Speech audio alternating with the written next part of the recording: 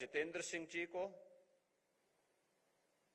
और meteorological department को हृदय से धन्यवाद ज्ञापित करता हूं। मुझे प्रसन्नता की अनुभूति है कि जिस राज्य की आबादी स्वयं में 25 करोड़ है, उस राज्य के अंदर हम लोग पिछले मैं 7-8 वर्षों से इस बारे में अक्सर देखता था। कभी अतिवृष्टि को, कभी लाइटनिंग की घटना को, कभी अनावृष्टि की स्थिति को देख करके, और अक्सर ये सीजन होता था जब मैं मेट्रोलॉजिकल डिपार्टमेंट के साथ बैठ करके विभिन्न विभागों के साथ चर्चा करके उनसे इस बारे में कहता था कि यूपी को सटीक और सही जानकारी समय पे मिले, जिससे हम उसके अनुरूप रणनीति बना सकें। और मुझे प्रसन्नता है कि आज माननीय केंद्रीय मंत्री डॉक्टर जितेंद्र सिंह जी की उपस्थिति में अब लखनऊ भी मेट्रोलॉजिकल डिपार्टमेंट का एक रीजनल सेंटर के रूप में अपने आप को स्थापित कर रहा है। ये सचमुच उत्तर प्रदेश जैसे राज्य के माध्यम से विकसित भारत की संकल्पना को, एक नई कड़ी को साइंटिफिक तरीके से आगे बढ़ाने की दिशा में एक महत्वपूर्ण कदम है। इसके लिए मैं प्रदेशवासियों की ओर से माननीय डॉक्टर जितेंद्र सिंह जी के प्रति और आदरणीय प्रधानमंत्री जी के प्रति हृदय से आभार व्यक्त करता हूं।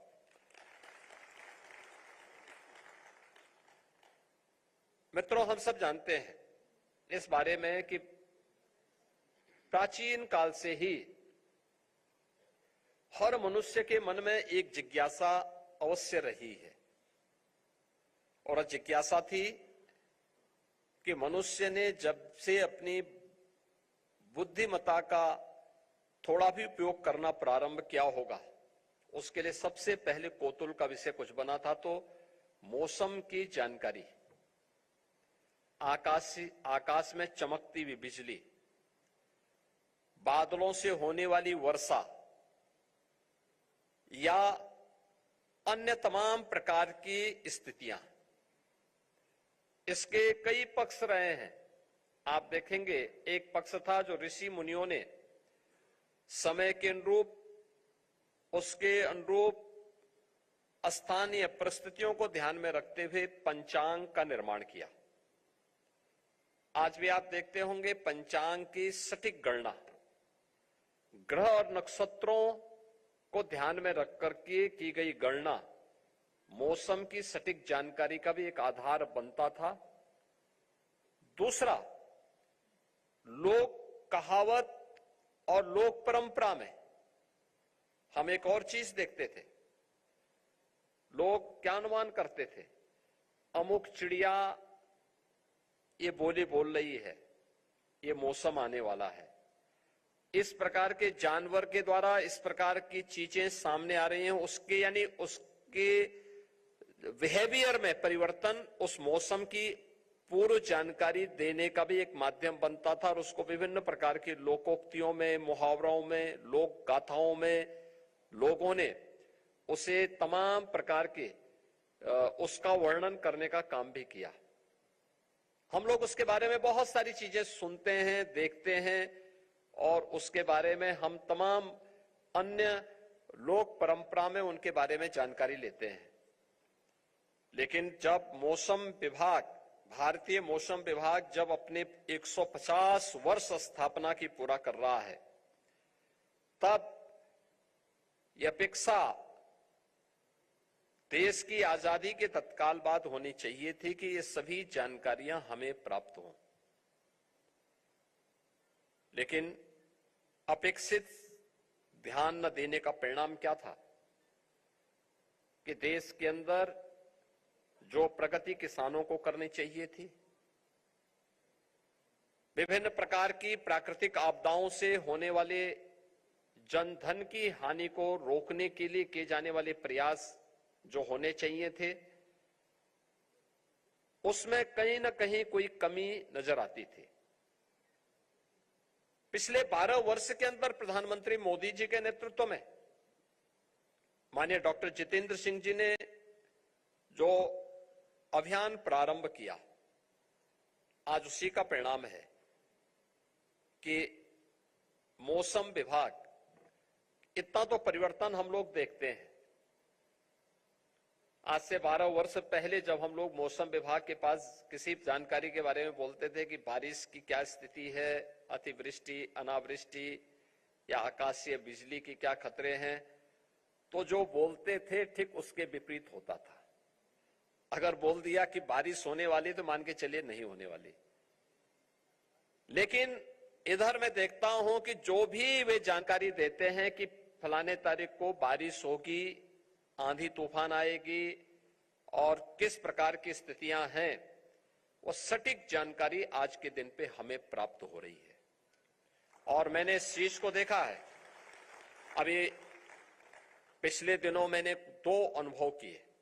13 मई को अचानक आपदा एक आई थी। आंधी तूफान के कारण उत्तर प्रदेश के कुछ जनपदों में काफी जनधन की हानि हुई। मैंने उस दिन इस बात को पूछा, मैंने उसके 2 दिन के बाद बैठक ली। मैंने कहा भाई ये अर्ली वार्निंग सिस्टम का क्या हुआ, क्यों नहीं ये काम कर रहा था। तो पता लगा नहीं, अर्ली वार्निंग सिस्टम तो अपना ठीक काम कर रहा है, लेकिन कहीं लोकल स्तर पर भी जो स्थानीय प्रशासन को भी सक्रिय होना चाहिए था, उसका अभाव है। फिर मैंने रात्रि को एक बार वीडियो कॉन्फ्रेंसिंग में पूरे प्रदेश को जोड़ा। मैंने कहा भी बंद मोबाइल फोन की भी घंटी बज रही है, आपको अलर्ट किया जा रहा है। लोकल स्तर पर भी तो आपको कुछ जानकारी देनी चाहिए लोगों को, अपनी संस्थाओं को भी तो अलर्ट करना चाहिए। मैंने देखा उसके ठीक 4-5वें दिन जब फिर एक आपदा आई, तो आपदा आने के 3 घंटे पहले से ही सबको अलर्ट आना शुरू हो गया था। सबके मोबाइल फोन बजते हुए दिखाई दे रहे थे। यह टेक्नोलॉजी का उपयोग करते हुए। मैं सहारनपुर की घटना आपको बताता हूं। सहारनपुर में शिवालिक पहाड़ी के ठीक तलहटी में मां शाकंभरी देवी का मंदिर है।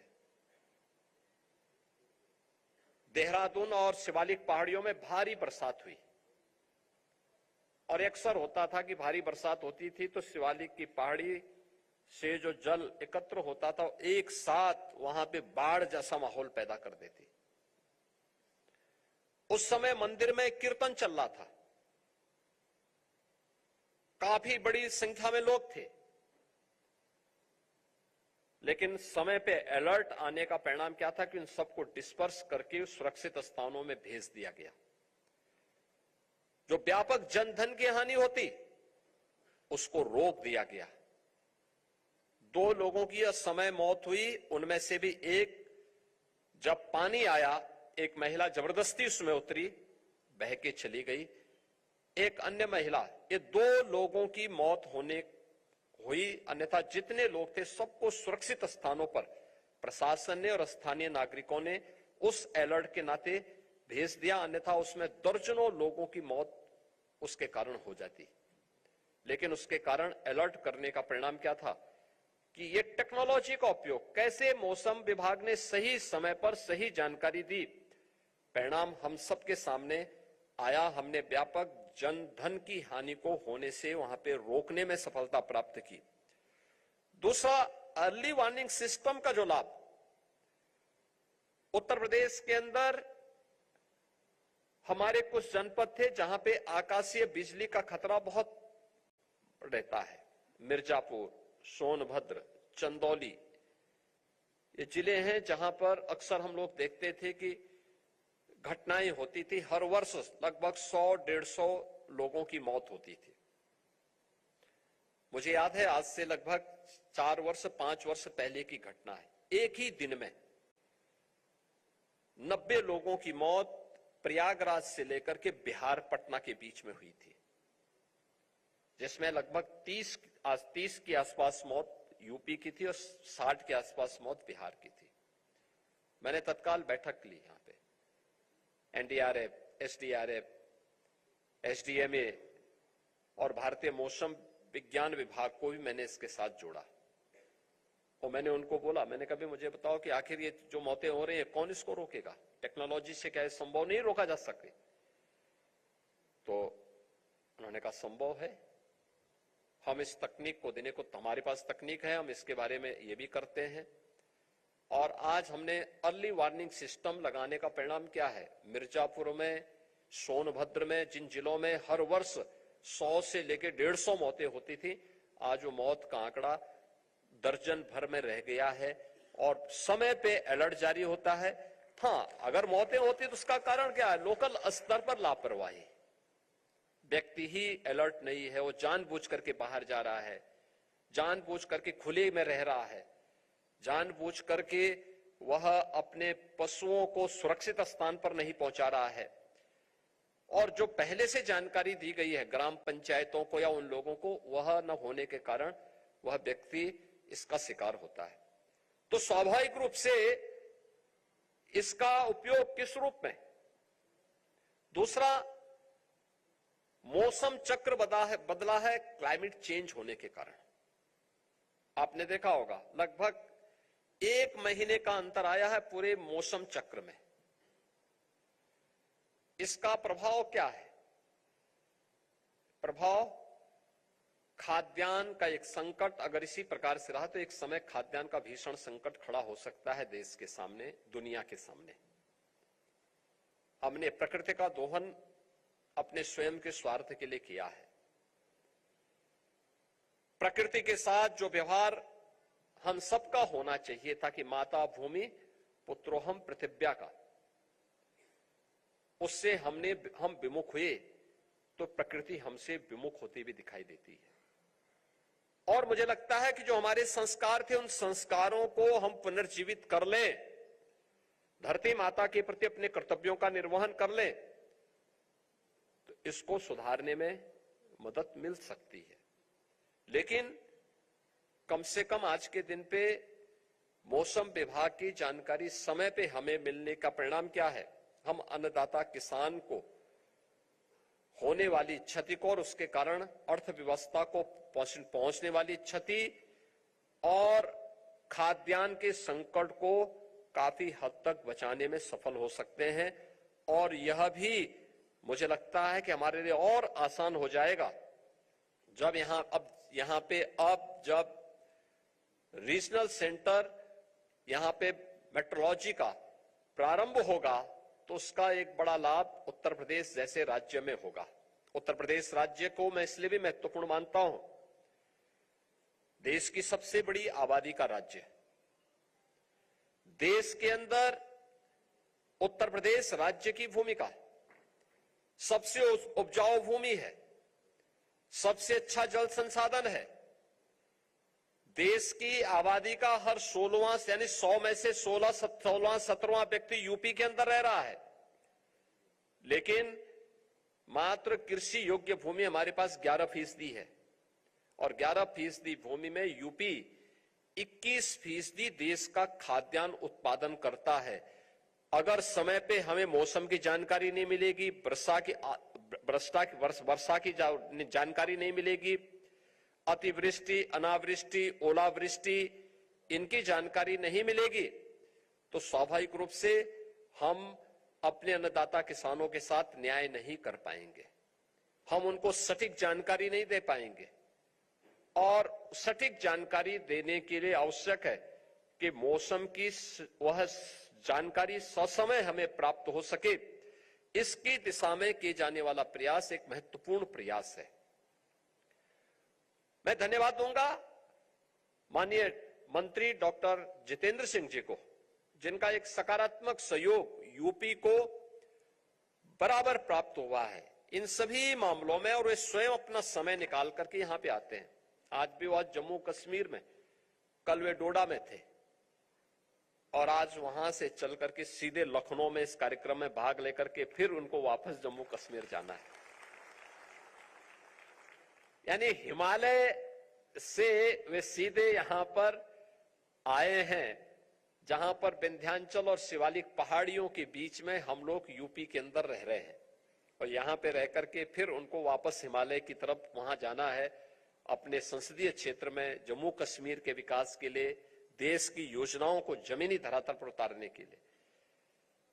और यूपी के अंदर उनका लगातार इन सभी कार्यों के लिए सहयोग मिलता है। और मैं उनसे इस बारे में जरूर अपील करूंगा कि मौसम की जानकारी हमें हमारे अन्नदाता किसानों की आमदनी को बढ़ाने के लिए, आकाशीय बिजली या अतिवृष्टि, अनावृष्टि या ओलावृष्टि के कारण होने वाली जनधन की हानि को रोकने के लिए, और उत्तर प्रदेश जैसे राज्य की दृष्टि से जो इसके अत्यंत महत्वपूर्ण परिणाम हो सकते हैं, उसी दृष्टि से हमें बहुत आवश्यक है कि ये जानकारी हमें प्राप्त हो। मैंने इस बारे में इसरो से भी एक बारे में अनुरोध किया था कि राज्य सरकार चाहता है कि हमारे पास अपना एक सैटेलाइट हो जो मौसम की सटीक जानकारी हमें उपलब्ध करा सके, क्योंकि मैं देखता हूं कि लाइटनिंग के कारण जो मौतें होती हैं, राज्य सरकार अपने स्तर पर और आपदा राहत कोष से भी धनराशि उन पीड़ित प्रभावित परिवारों को देता है। हमने यूपी के अंदर मुख्यमंत्री कृषक दुर्घटना बीमा में किसान को होने वाली क्षति को तो हम पैसा देते हैं, लेकिन किसान के साथ साथ उसका सह किसान भी, यानी बटाईदार को भी और उनके परिवार के सदस्य की भी अगर किसी ऐसी दुर्घटना में मौत होती है, किसी ऐसी आपदा की चपेट में आता है, हम उन सबको मुख्यमंत्री कृषक दुर्घटना बीमा के अंदर 5 लाख रुपए की सहायता तत्काल उपलब्ध करवाते हैं, जिससे कहीं कोई समस्या न आने पाए और उस परिवार के साथ हम खड़े होते हैं। मेरा मानना है कि यहां पे बाढ़ भी आती है, हिमालय से आने वाली नदियों में बार बार बाढ़ आती है, और बाढ़ का क्रम भी ऐसे होता है कि एक बार यमुना बेसिन में आता है, एक बार गंगा बेसिन में आता है, एक बार फिर सरयू जी में आती है, फिर वही राप्ती नदी में, फिर गंडक नदी में, ये लगातार बाढ़ आती है। अलग अलग समय में इन बाढ़ के कारण भी व्यापक जनधन की हानि होती है। हम लोगों ने इसके लिए तमाम प्रयास भी किए हैं, लेकिन इन सब के लिए आवश्यक है कि यूपी के अंदर मौसम की सटीक जानकारी देने के लिए डॉपलर स्थापित हो रहे हैं, ये हमें जानकारी देते हैं, लेकिन अगर कोई सैटेलाइट यूपी स्पेसिफिक हो, यूपी गवर्नमेंट उसमें मदद करने को तैयार है, जो यूपी को सही समय पर सही जानकारी दे सके और इन सब की जानकारी के लिए केंद्र यूपी के अंदर बन सके। यूपी गवर्नमेंट भी उसके साथ सहयोग करने को तैयार है और हर प्रकार का सहयोग भी करेगी। साथ साथ उसमें सपोर्ट करने के साथ साथ हमें मौसम के बारे में सही जानकारी समय पे मिले। भारतीय मौसम विज्ञान विभाग बहुत अच्छा काम कर रहा है और हमें समय पे जानकारी वर्तमान में देता है। मैं जो भी बैठक बुलाता हूं, क्योंकि इधर हमारी बैठकों का क्रम लगातार चलता है इस सीजन के लिए, तो उसमें मैं देखता हूं सही जानकारी वे लोग देते हैं और उसका सही लाभ यूपी को मिलता है। मैंने आपके सामने कुछ उदाहरण प्रस्तुत भी किए कि कैसे हम उससे लाभान्वित होते हैं। एक तो इन चीजों को आगे बढ़ाने के लिए, दूसरा हम लोगों ने यूपी के अंदर बहुत सारी ऐसी चीजें यहाँ पे प्रयास की हैं जिनको हम तेजी के साथ आगे बढ़ाने का काम कर सकते हैं। जैसे प्रदेश में हम लोगों ने 450 ऑटोमेटिक वेदर स्टेशन और ब्लॉक स्तर पर भी 2000 ऑटोमेटिक रेन गेज स्थापित हम लोगों ने अब तक यूपी के अंदर हुए हैं, जिसके माध्यम से हम वर्षा की सही जानकारी, वर्षा कितनी हुई है इसके बारे में जानकारी, इसके बारे में अन्नदाता किसानों को भी इसके बारे में हम लोग जानकारी देते हैं। और ये उपकरण हमें वर्षा के बारे में, वहां के टेम्परेचर के बारे में, वहां की ह्यूमिडिटी के बारे में, वायु की गति और दिशा की रियल टाइम डाटा भी कलेक्ट करके और उसको स्टडी करने में भी हमें ये काफी हद तक ये हमें मदद करते हैं। इसके साथ ही जो हमारे आजमगढ़, वाराणसी, अलीगढ़, झांसी, लखनऊ, इन जनपदों में X band Doppler weather radar विभिन्न चरणों में जो स्थापित किए जा रहे हैं, ये भी हमें जो रडार हैं, आंधी, तूफान, भारी वर्षा, ओलावृष्टि, इन सब की निगरानी करने में ये हमें उत्तर प्रदेश में मदद करेंगे। प्रदेश में लाइटनिंग के यानी आकाशीय बिजली के डिटेक्शन सेंसर लगाए गए हैं और मैंने आपको पहले बताया है कि इसके कारण हमें काफी लाभ प्राप्त होता है। भारत सरकार के भी Sachet platform, cell broadcast, SMS alert भी हमें जो है बड़ी संख्या में मिलते हैं, जो मैंने आपको बताया भी कि अभी पिछले दिनों कैसे ये एसएमएस हमें समय पे प्राप्त हुए। उसके बाद मोबाइल फोन में वहां पर लोगों को इसके बारे में सचेत करने में कैसे सहायता मिली और कैसे बड़ी संख्या में हमने सहारनपुर और अन्य जनपदों में जन धन की हानि को रोकने में उसके कारण हमें मदद मिली है। और मैं यही चाहता हूं कि ये सारी चीजें अगर आगे बढ़ती हैं, उत्तर प्रदेश जैसे राज्य को अपने कार्यक्रमों को और अन्नदाता किसानों को उनके जीवन में व्यापक परिवर्तन करने में काफी सुविधा होगी। और मेरा मानना है कि यूपी के अंदर एग्रीकल्चर के क्षेत्र में जो संभावना है, हॉर्टिकल्चर के क्षेत्र में जो संभावना है, वेजिटेबल उत्पादन के लिए जो संभावना है, अभी हम लोग 11% कृषि लैंड में, और एक कृषि लैंड जो हमारे पास है इसमें से 86% कृषि लैंड हमारी ऐसी है जो सिंचित है। 3-3 फसल हमारा अन्नदाता किसान लेता है। इसमें समय पे अगर हम जानकारी दे देंगे तो इसी कृषि भूमि में जिसमें हम आज देश के लिए 21% खाद्यान्न उत्पादन करते हैं, इसी में मेरा मानना है कि हम इसमें 35 से 36% खाद्यान्न उत्पादन करने की सामर्थ्य अकेले यूपी रखता है। इतनी फर्टाइल लैंड और इतना अच्छा जल संसाधन हमारे पास मौजूद है। केवल टेक्नोलॉजी के साथ जोड़ करके इसको समयबद्ध तरीके से हम आगे बढ़ा लें और उसमें मौसम विभाग की बहुत बड़ी भूमिका होती है। मैं आज के इस अवसर पर लखनऊ को एक रीजनल सेंटर के रूप में स्थापित करने के लिए आपको मैं हृदय से धन्यवाद देता हूं, आदरणीय प्रधानमंत्री जी के प्रति आभार व्यक्त करता हूं और मौसम विभाग के जो भी हमारे अधिकारीगण हैं, यहाँ उनके डीजी आए हैं, यहाँ उनसे जुड़े हुए जो भी दिल्ली से जुड़े हुए हमारे क्षेत्रीय प्रमुख हैं, अन्य साइंटिस्ट हैं, इन सभी का मैं एक बार फिर से हृदय से धन्यवाद ज्ञापित करते हुए इस बात के लिए आश्वस्त करता हूं कि अच्छी टेक्नोलॉजी लाने के लिए, क्वांटम कंप्यूटिंग का हो या यूपी के अंदर किसी भी प्रकार की अन्य तकनीक को लाने के लिए या मौसम विभाग के द्वारा जो भी अन्य कार्यक्रम यूपी के अंदर लागू होंगे, उसके लिए जिस भी प्रकार के सहयोग की आवश्यकता पड़ेगी, राज्य सरकार इसके लिए पूरी मदद करने को तैयार है, आपके साथ कदम से कदम मिलाकर के चलने को तैयार है। मैं एक बार फिर से माननीय डॉक्टर जितेंद्र सिंह जी का और उनकी पूरी टीम का हृदय से स्वागत करते हुए अपनी वाणी को विराम देता हूं। धन्यवाद। जय हिंद। बहुत बहुत धन्यवाद माननीय मुख्यमंत्री महोदय। तो लखनऊ में सीएम ने मौसम विज्ञान केंद्र का उद्घाटन किया। इसी दौरान उनकी तरफ से तमाम बातें कही गई। ऋषि मुनियों ने पंचांग का निर्माण किया। ये कहा सीएम योगी ने, पंचांग से एकदम सटीक जानकारी मिलती है। क्षेत्रीय मौसम विज्ञान केंद्र बनाया गया ताकि किसानों को फायदा मिल पाए। यूपी उत्तराखंड का अधिकार क्षेत्र मिला है, ये कहा सीएम ने। मौसम की सटीक जानकारी इसके जरिए मिल पाएगी। पीएम मोदी के नेतृत्व में देश में बदलाव हो रहे हैं और उसी क्रम में ये बड़ा बदलाव हुआ है। लोकल स्तर पर जानकारी देने की जरूरत थी और इसी क्रम में नए मौसम विज्ञान केंद्र का निर्माण किया गया है, जिससे आने वाले समय में उत्तर प्रदेश के साथ साथ उत्तराखंड के किसानों को फायदा मिलेगा। आपके मोबाइल पर तुरंत आएगी ब्रेकिंग न्यूज।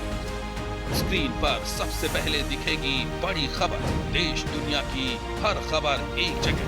अब आपके मोबाइल पर तुरंत फटाफट इंस्टॉल कीजिए न्यूज नेशन ऐप और रखिए खुद को अपडेट।